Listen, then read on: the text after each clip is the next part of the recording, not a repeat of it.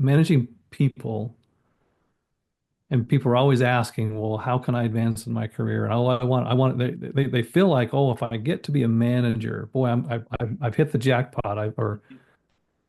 I've always asked people, Welcome to the Your Message Received podcast. And now, taking your message to the finish line, your host, John Duffin. Hey folks, John Duffin here with Duffin Media. Welcome back to another episode of Your Message Received. Your Message Received is the home, the place, the platform to help you find your best, most true, authentic business voice. Get what you want, find what you need, improve your results, meet the person of your dreams, make billions of dollars. Today's guest has guaranteed those last two things. Well, actually, yes, but we can always keep hoping. And we're thrilled to be back with you again with another episode. And I get to bring someone on who has walked the walk as regards to authenticity. Folks, you know our program is all about the art to authenticity. And today's guest is no exception. So today we get to introduce Dean Taylor.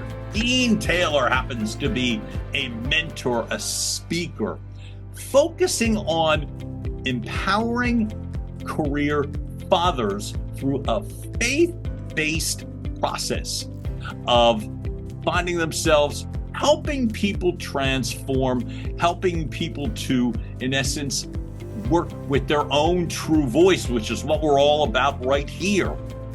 I understand that Dean's journey has always been about purpose, people, and transformation, which I absolutely love.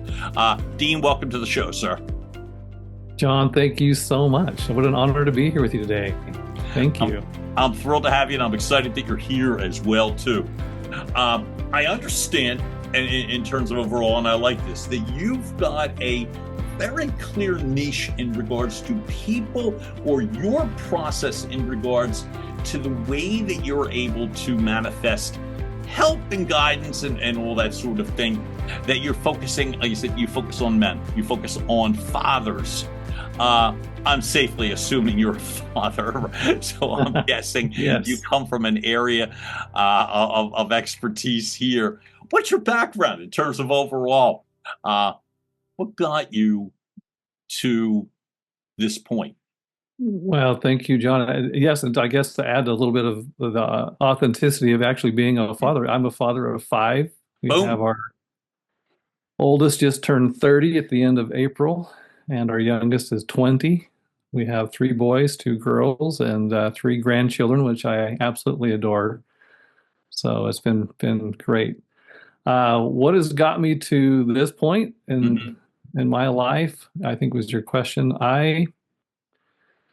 Well, I'll start off by maybe sharing a little bit of my journey here. Great. I started off my career as a nurse in the newborn intensive care unit. I did that for about 7 years, and I absolutely loved doing that. It was as you can imagine, dealing with fragile newborn babies was a pretty high stakes, high stress environment. But I knew that every day when I walked away from work that I'd made a difference for someone that day. And that's the part that I really love. The hard part for me, as I mentioned, I had five children. Five children at the time. We were growing our family during that time I was working. But I was working nights, weekends, rotating holidays. That was the kind of the life and the schedule that I was working. And so trying to balance family time with the schedule, as I continued working, I kept thinking, I need to find a balance here for our family that will allow me to be to programs, because all of them happen during the daytime. And if I'm working as a nurse in the nighttime, I wasn't going to be there. Hey, do you mind if I ask? Typically, Yes. not typically, sometimes with people that I know that are in, whether it's in nursing or the medical field or what have you, that often they're in because of family members who were also in. Were you the first in, so to speak, or was this sort of I don't mean everybody in the family profession, but was this sort of a family profession too? How did you know to go into medicine? Wow, that is a very good question. And so on my side of the family, no one had been in healthcare, You're the but my first? my wife, Mm, her grandma was a nurse. okay. And I should back up a little bit. I had applied to medical school, Hmm. and that's a pretty arduous process to go through the interviews and all that. And I made it through to the point where I was put on an alternate list, which basically meant if someone drops out, we might call you back. I never got called back. So, Okay. but I thought, man, do I want to go through this all over again? It was a lot of cost. We Hmm. didn't have a lot of money. Well, And so I was thinking, well, what else could I do? I felt like I didn't want to just throw away all of this education I had put myself into. And so right. I looked at other things, and I that's kind of how I discovered nursing. And Okay. actually, my mother-in-law had said, "Have you ever considered this?" And I thought, No, I hadn't really considered Hmm. nursing. But anyway, so yes, that's how I got. Wasn't my family for my direct family, but yes, it was a family kind of a family thing. I asked that because I know nothing about medicine and nobody needs me to join the medical profession, but I would say this, which is that I've never heard anyone say that it was easy. I've never heard anyone say that it wasn't like a lot of work. And the reason I ask that about like family is that sometimes they can, maybe they don't talk you out of it, but maybe they're a little bit more inclined to help you navigate it. So you went in cold, your mother-in-law giving some counsel, which is cool, but you went in cold and you're saying the family is growing as this is going on. Your Yes, family is so it's at the point like because I used to be good at math, but I noticed as you said 10 years, 5 kids. So if I'm doing the math, if I said evenly divided one every 2 years or something like about yeah, that, right? about that. Yes, And so you're also navigating a nursing career where that is notorious for being tough. How'd you get through? yes. Yeah, yes, tough, and the as I mentioned, it was so interesting coming right out of nursing school into Mm, an intensive care environment. Wasn't mm, typical. Most intensive cares will say, "Oh, you've got to have a little bit of regular acute care on working on the floor nursing right. experience before we'll bring you into an ICU." Mhm. Newborn ICU is such a unique environment that if you had nursing background taking care of adults, you wouldn't know how to take care of a baby. I mean, it's just such a different world. And so they're like, we like to bring people in and just train them up the way we need to take care of babies. And so that Mhm. anyway, so I was grateful. It was a lot easier changing diapers for a baby that was very small than adults. And I was right. How did you navigate yourself? navigate myself in terms of just balancing Your life and dad, work. And, you're putting in crazy hours at home, even with help, I'm guessing, right? yes. And your dad that I know, especially with young kids, is not typically talking about all the sleep that they get. Uh, that this isn't 1950 anymore, where mom Yeah. handles all the tough stuff. So, how did you navigate yourself in the midst of then being able to have to be on, I don't know, high alert in terms of going into like navigating an ICU? How were you Mhm. able to navigate that? Well, my wife was very supportive, honestly. I think our relationship was strong and good, and she definitely supported me. And kind of navigating was adding one more thing as I was thinking about this, seeking balance in my life in Uh-huh. terms of schedule. Mhm. I love the newborn ICU. That was definitely very fulfilling. But I knew I started thinking about a master's degree. And I thought, well, I could be a neonatal nurse practitioner. Okay. That's a very highly specialized area of nurse practitioner as well. And most of them work in a newborn ICU, where a lot of them do. And Right. I thought, well, this isn't really going to get me to my goal. Hmm. So I was looking for other master's nursing programs. And where I was working, I work at the University of Utah in Salt Lake City, and it was one of two they offered, well, it was one of two universities that offered a master's in nursing that combined information technology and nursing. Okay. And I was always kind of the person in our unit that was asked to, as we were implementing, back when I was working, we were all paper charting, but Hmm. more and more electronic things were being introduced at this time period when I was working back in the late 90s, Oh, okay. early Okay. 2000s. So I found this nursing informatics program, and that's where I transitioned from doing bedside care into what I have done for a long time, where I've been in healthcare IT and administration since then. Oh my So God. yeah, so balancing all of that was difficult. So I was working full time, Hmm. working on a master's degree, and we were growing our family. It was a lot of stress. How did you navigate the stress? I think I, boy, that is a I, I when I came home, I think for me, when I came home from work after a Right. stressful day, and I made a decision that I was gonna, when I was home, Hmm.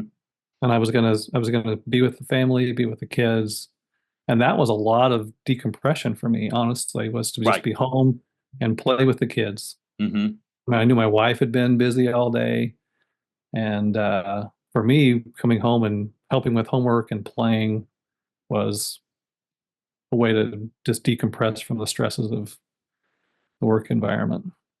So you were naturally able to shut it off.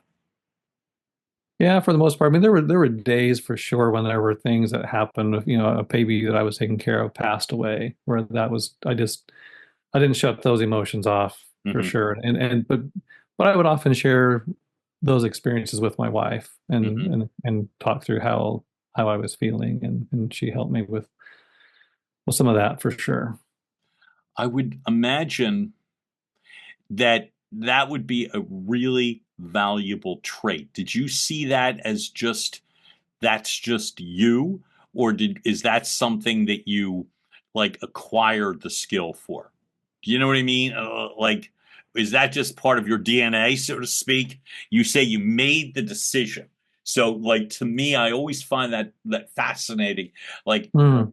is it something not just that you chose to do, but how did you figure it out? Or better yet, how did you get good at Mm. Practice for sure. it? Uh, yeah, I mean, I by nature, I've typically been a person that's been, and I think that helped me in that environment. I Mhm. could remain calm in tough situations. It's been part of uh, my dad was a lot that way. So I can't say it was always me, but if I were to make a connection and think back about where some of those personality traits, I think I definitely observed that in my own father. And so, and he was very much, uh, when he was home, he was with our family, and I had a strong connection with him. I mean, I had a good relationship with my dad for sure. Is your dad still alive? No, both my parents have passed away. My mom in 2015, my dad in 2018. Thank you for sharing that. Yeah. Sorry that that's the answer, but I always wonder like the impact on parents on kids. And as you are a dad, and obviously you've got 5 kids, that it's the kind of thing that I wonder. So, like, your dad was able to make that work, and I think that's fantastic. I I don't remember my dad being a workaholic. I was about to say an alcoholic. He was, and I but I mean, but from a workaholic, I don't remember. Yeah. I thought with my dad, I say I don't remember him being that. My mom reminds me, and it was true, that my dad would be going through the classifieds in, when you had the newspaper and you could hold it and write on it and all that sort of thing, Yeah, yes. that he would go through the classifieds every day, either Hmm. trying to find an additional job or a newer job or a better paying job, but every day. So there must have been more than I remember him being present, but I also remember he worked a lot. So just to keep up, and there were 5 kids in my family. So I always wonder, it's interesting. But I remember my dad being present. So I'm glad your dad was present too. There's something Hmm. said for that. Um, I am always curious in regards to, as you're navigating that landscape and that you were able to turn things off and help. How long, and so you're taking on this new responsibility of a tech related side of a profession where tech was utilized, but not in that capacity. Hmm. And so um did it make you busier? Did it make you more efficient? Were people coming at you more frequently, or did it give you a little bit more peace? It gave me more peace in terms of my work schedule, Right. uh, and but it was a hard transition. Mhm. I mean, it satisfied that part of my life of being able to have a predictable schedule that matched up with my family life and most Yep. of the part of the world. Mhm. Because I was working 12-hour shifts, so I went from working 12-hour shifts and rotating nights and weekends and holidays to Monday through Friday, regular business hours. Hey. But Right. one thing I wasn't prepared for Mm. was finding fulfillment. Ah. I mean, when I walked away from my job when I was taking care of patients, Mhm. I knew every day I made a difference You for made a someone difference. today. Mhm. And then going to this environment where I could work on projects for weeks and months and not have it finished, or it would take that long to finish, and I would walk away, or I could walk away at the end of the day saying, "What did I really do today? What Mhm. difference did I make for anyone today?" What did And it that do to that your that, head? that was difficult. So what did that do to you? Uh, it made me search for a little bit. It made me start searching for, where do I find fulfillment? How do I find meaning? How do I find fulfillment in what I am doing? And where I started to find fulfillment was, I knew that the work I was doing. So as I when I got hired into our IT department, I was creating, because we were transitioning to electronic health records. This was the time in the world when there was the Affordable Care Act, and there was a lot of incentives for hospitals to install health records. Mhm. And I started realizing, the work I am doing does impact the ability for people who are caring for patients to actually do their job more efficiently. So in some way, I am still in healthcare. I'm still impacting patient Mhm. care, Mhm. although I'm not directly hands-on. That's how I started to view the work that I did, and starting finding that kind of fulfillment in what I was doing. So yeah, very, very different. Yeah. And Yeah. then and I worked as I was an analyst for a while and focused on nursing documentation, but then I transitioned to managing projects, and then I eventually was moved into a leadership role of managing a team of people. So again, I had a transition of, where am I finding meaning? Because I'm not working on creating this stuff anymore. Now I have a team that does this work, but how do I connect? So that was another period of transition for me, where I was, how do I find meaning in what I'm doing and purpose? Um, it's been said literally, like I said again, as I'm reading more of your bio, that you talk about seasons of burnout, shame, and complete emotional disconnection. And you were just giving me a timeline in regards to this phase of change and around the Affordable Care Act. So I can envision the timing of that. When did this take place? How did you get, like, pulled into more, like I said again, the difficulties, the burnout, the shame, rather than that sense of distance and not knowing what the fulfillment was. How did that go for you? Oh, yeah. I so that that time is as I was kind of progressing through my career, and I felt like I was moving this direction. I started realizing that chasing success and what I thought this was going to fulfill me. Mhm. Uh, in some ways, it did, but I felt like as I got further along, like where am I? What am I really? Where am I headed now? What's next here? And it is what I am doing really where I had envisioned myself going. I felt like I had definitely had success. I mean, I don't get me wrong, and I'm so grateful for education and what I had done. Sure.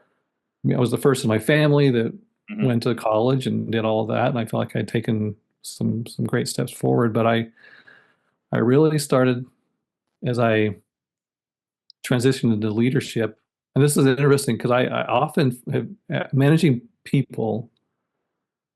And people are always asking, well, how can I advance in my career? And they feel like, oh, if I get to be a manager, boy, I've hit the jackpot. I've always asked people, well, what lights you up? What fulfills you? Right. Where are you going to find fulfillment? Hmm. Uh, does helping people navigate difficult situations, conflict between employees, does that light you up? You're going to have to deal with it if Yeah. you're leading people. And I feel like I may be kind of off what your question was, uh, those kind of things were bubbling up in the surface of me, and I'm trying to understand if I look back at my life and where I had kind of dreamed I was going to go, Hmm. was I on that path? And I'll share a story with you that really, I mentioned earlier my dad passing away, Yep. and my dad worked a lot of blue collar work and worked really hard. Hmm. And he had a dream of owning his own business. He wanted to start a business, and he thought, I'm going to start a small engine repair business. And he went and got the training. I remember the manuals.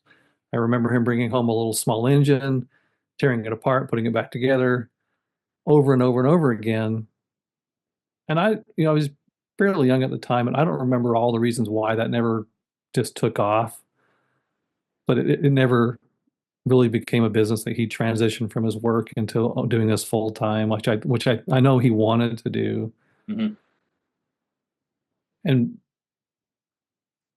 a lot of people could probably relate to a uh, a parent getting to getting old enough where you're clearing out their house Yeah. and Yeah. you're having to prepare for the sale of their home. And Sure. it was a few months before my dad passed away that my mom had already passed away. We were doing this with my dad. And I remember we were in the garage and we are going through all this stuff, and I found these old manuals, Mm. like his training. And then I found the engine that he had taken apart and back together so many times, and so it has sat there for all these years. And now I'm at the point of taking all this stuff, and we literally had a dumpster in the driveway, and we're throwing this stuff. And I remember thinking, I'm throwing my dad's dreams. I'm just throwing it in the dump. Right. And that hit me and really got me thinking, what am I doing? Am I on the path of my dad? Hmm. Are my dreams, how many times have I told my kids, oh, go live your dream. You can be anything you want to be. And I'm thinking, well, if I turn that to myself, what have I done? Hmm. Not that I'm, again, I don't want that to sound like I'm not grateful. I didn't feel like I made a lot of progress, but I just started thinking deeply about dreams and what we do with those as adults. I God. So let me ask you, as your dad, like I said, it was late in your dad's life when you were clearing out, obviously. So that was so. I think about the sense that Did your dad ever express the sense of the career or job or that business, the engine repair business? Did your dad Hmm. ever express to you that he knew it wasn't going to go, or that that he walked away from it? I always wonder, like with generations and stuff, like was that shared at all? He didn't. I don't remember him talking a lot about it. I knew that it was something that he.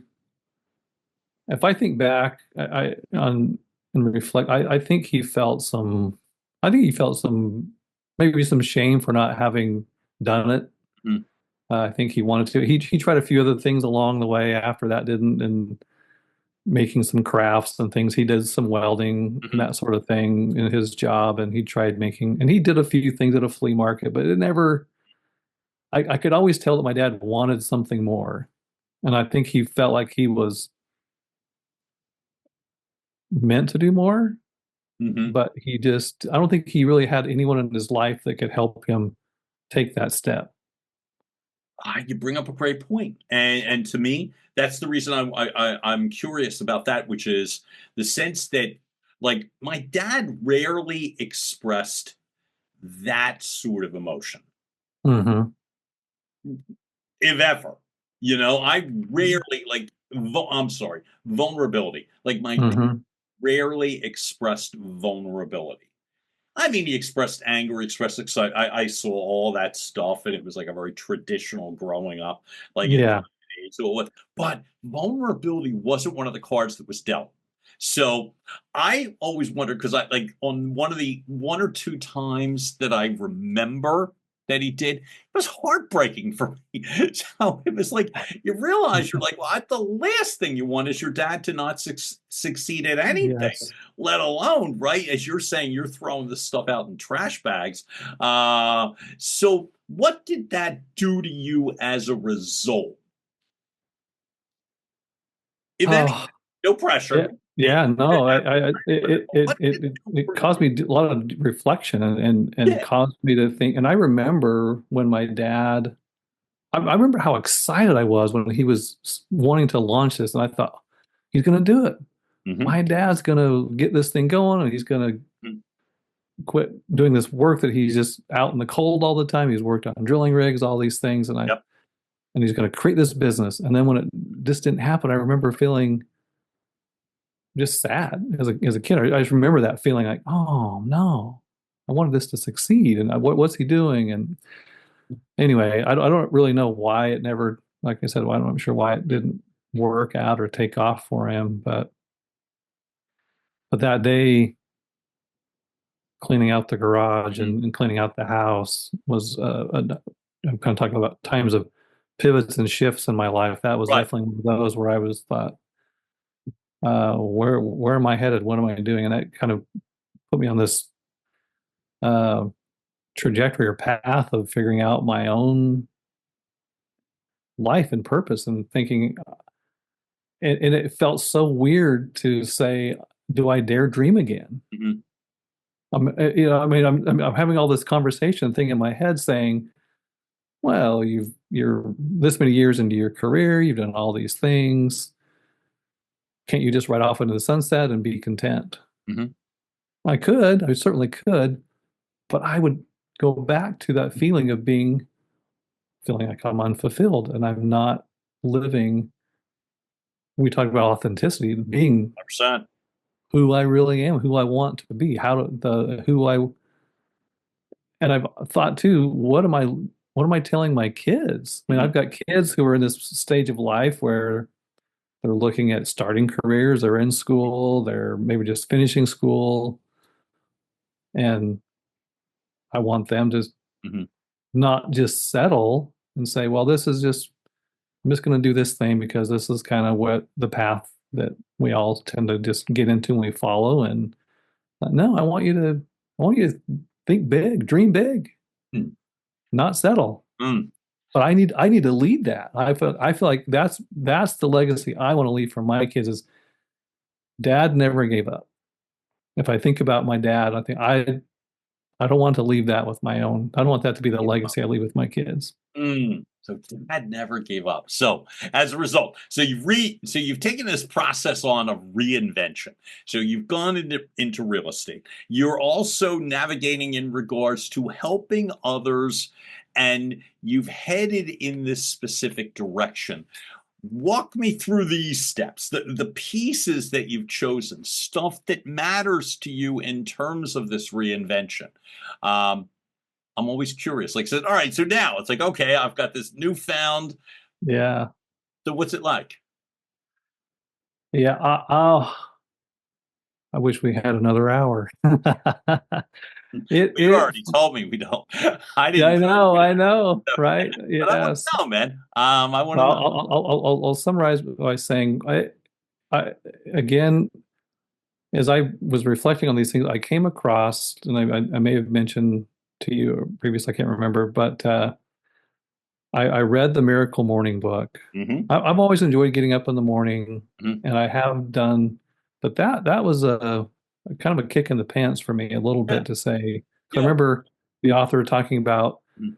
living a life of mediocrity, and I just saw that in myself. I thought I've kind of just sort of settled, and I began practicing what was being taught in the book, and that for me really sent me on a path of discovering or wanting to discover and seeking, understanding what is my purpose in life? What am I, who, it kind of sounds funny to think about. I mean, here I am in my mid 50s going, who am I? Right? But And thinking, how can that possibly be?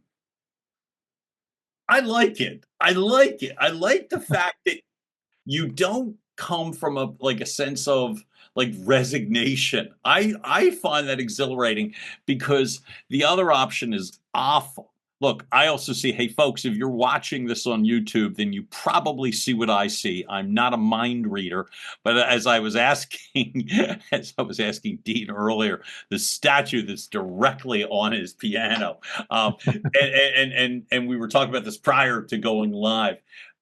When did faith come into play, or has it always been a strong dynamic for you in regards to whether it is this rebuild or the whole nine yards? You've made this, it feels kind of specific in the sense that as you seek to help people, faith comes into play a lot. Fatherhood comes into play a lot. And it's not just a matter of helping, not that you're turning people away, but I mean, but more in a sense that you've set up this specific niche, it seems. Why? I, I just thinking about myself and even talking with friends as I've kind of been on this path of understanding my purpose and getting really clear on that Mhm. and and creating a vision from the next phase of my life. Right. I have had so many conversations with other fathers who've said, I feel exactly like that. I'm asking myself these same questions. Like Mm. I am, I'm, I'm feeling unfulfilled, but they feel, as you talked about your own father, and I think a lot of men being able to express vulnerability Right. and kind of worrying about, well, if I say this, Mhm. what are people going to think of me? Mhm. Or they're going to think I'm going through this midlife crisis and I'm just kind of, it's just a phase and I'll get through it. I'll tough it out. Um, I thought I want to anyway. So that for me, I feel like I definitely relate. I guess I relate so much to men who have spent a lifetime working hard.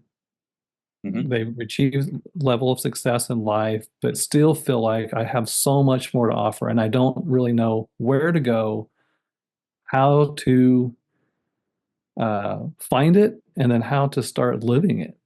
Mhm. And I thought that is a I just connect so deeply with that Mm. because I've lived it, and I want to help people that want to do something different and create that. I just yeah, it's just so personal for me, just right here in my heart. Why does faith matter to you? Why do you impress that upon other people? Oh, I mean, yeah, faith has really always been a part of my life. It's been there for me my whole life, and just something that is, uh, it definitely gives me clarity. For me, it gives me clarity of of purpose and connection.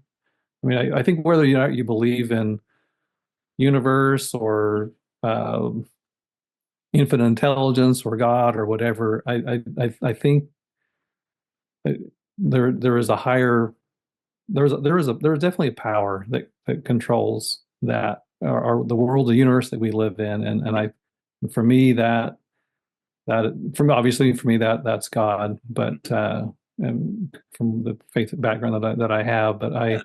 it plays a central role in who I am as a man, as a father, for sure. And how are you able to help people, like, as you are now setting you're setting a path where you're looking in terms of helping others, and it's not a random sort of helping others at this point, that it's practice that you're building and that you are creating, and you've got this blueprint. And then I think back, like, with your dad with all the manuals and all that stuff, right? So you're Mhm. putting together this, and none of this has manuals, so that's where it's like, you got to Yeah. literally write your own manuals, like you had to write your own tech program, as it regards to nursing. What matters to you? Say, for instance, some rando father Mhm. wanders in wanders into your house, or however this Yeah. works now, and they need help, and they need help with certain things. What are some of the things that you would prioritize, or things that you would want to know about somebody, that would be maybe just the beginning path of terms of trying to help somebody? Yeah, great question. I think I would want to know, like, where they're well, I go back to, well, I'll say this. Hmm. I think to begin to shift our mind to thinking differently, uh, is the principle of gratitude. And when I say that, often we hear gratitude, we think, oh, well, that just sounds like a fluffy idea or a Sure. feel-good idea. What I have learned and come to understand is that gratitude it's the ability, it gives us the ability to shift our mind to thinking and seeing abundance. Just like, for example, today, I'll just give an example. I have begun, I have a practice of thinking and writing down things, something I'm thankful for, Hmm. and three things. And I mean, and I wrote down today, I'm grateful for sunshine because it was raining the last couple of days. I, I'm grateful that I have a healthy heart. It helps me be alive. And, and I'm thankful that I have a healthy brain Mm. that allows me to communicate and to think but there's so many my whole point is that we live in such a world of abundance that and when we you can always tell when you're taking something for granted is because when you stop noticing it, like just noticing and just thinking I have this healthy heart. I mean that. And anyway, so I guess to answer your question, I would say that to me is it's to me it's a foundational thing to help us start shifting our mind to seeing the world that we're in differently. I love that. I'm wildly grateful for what you've talked about so far. I had one more question for the one. Yes, yes. Are any of your kids parents yet? I have two daughters. Yeah, well, I have one daughter that has two boys and another daughter that has a little girl. So Yeah. this question is directed, that's fantastic. So this question is directed either to you or to them, which would be in essence this. It's like, what would you, in terms of that sense of starting something new, or the sense of creating something fulfilling, like you talked about early in your career, the fulfillment that you felt, that you've now had to rebuild and recreate. What would be your wish for either your kids or their kids, your grandkids, in regards to the steps to take toward finding something fulfilling? I would sum it up this way. I would say, and when I say dreaming, because I think it's one of the greatest gifts we've been given as human beings to have. I'm talking about a healthy brain. Mm-hmm. We have the ability to dream and have imagination. Mm-hmm. And I would hope that they would never stop. And my thought, and I would say, and I've told myself this: it's never too late to start dreaming again, but it's always too early to stop. Say that again. It's never too early to start dreaming. Yeah, never too late to start dreaming again, but always too early to stop. I will take that with me. You can clearly share that with your kids and grandkids, but I'm taking it as well, too. Dean, I know you've got a website, and I will have the link to the website for our viewers and listeners to pay attention to. Is that the best place to find you? I know you're on Facebook and I know you're on Instagram. Where would you say is the best place to find you, to learn more, try to work with whatever it is? Where's the Dean best Taylor, place? my website, DeanTaylorOfficial.com, or you can find me on Instagram at DeanTaylorOfficial as well. This has been speaking of authentic, a highly authentic conversation. Dean Taylor, thanks so much for showing up for me today, man. It's been an absolute pleasure, and I really appreciate this. Thank you. Thank you, John. I appreciate it. 100%. Folks, thanks so much for tuning in, listening, watching, and checking out another episode of Your Message Received. Keep liking, watching, sharing, telling all your friends and family, and we will keep helping you find your own arc to authenticity. John Duffin here, Duffin Media. Have a great rest of the day, folks. Be well. Talk soon. Bye. And now, making its way across the finish line, Your Message Received has been a production of Duffin Media.